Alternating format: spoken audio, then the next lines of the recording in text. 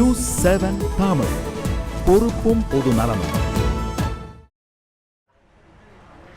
இந்தோனேஷியாவில் ஏற்பட்ட நிலச்சரிவு காரணமாக இதுவரை 7 பேர் உயிரிழந்தனர். 108 பேரை தேடும் பணிகள் தீவிரமாக நடைபெற்று வருகின்றன. மீட்புப் பணிகளில் ராணுவம், போலீசார் மற்றும் பொதுமக்கள் ஈடுபட்டு வருகின்றனர். இந்தோனேஷியாவின் பல தீவுகளில் கடந்த 2 நாள்களாக பலத்த மழை பெய்து வருகிறது. அந்நாட்டில் 17,000க்கும் மேற்பட்ட தீவுகள் உள்ளன என்ற நிலையில் மத்திய பகுதியில் உள்ள தீவான ஜாவா தீவில் பெய்த மழையால் ஏராளமான இடங்களில் வெள்ளப்பெருக்கு ஏற்பட்டுள்ளது. மலைகள், சமவெளிகள் என்று மழை நீர் அனைத்து பகுதிகளையும் சூழ்ந்துள்ளது. பலத்த மழை காரணமாக ஜாவா தீவில் இன்று அதிகாலையில் நிலச்சரிவு ஏற்பட்டது. இதன் காரணமாக 105 வீடுகள் மண்ணில் புதைந்தன.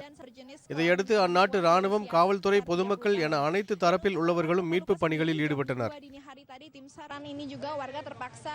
நிலச்சரிவு காரணமாக 108 பேர் காணாமல் போய்விட்டனர் என்ற நிலையில் அவர்களை தேடும் பணிகளும் நடைபெற்று வருகின்றன. மேலும் படுகாயமடைந்த 38 பேர் அருகில் உள்ள பஞ்சர் நெகாரா மருத்துவமனையில் சிகிச்சைக்காக அனுமதிக்கப்பட்டனர். 379 பேர் பாதுகாப்பு முகாம்களில் தங்க வைக்கப்பட்டுள்ளனர். நிலச்சரிவில் சிக்கிய 7 பேரின் உடல்கள் கண்டெடுக்கப்பட்டுள்ளன என்ற நிலையில் மேலும் பலர் இருந்திருக்கக்கூடும் என்று அஞ்சப்படுகிறது.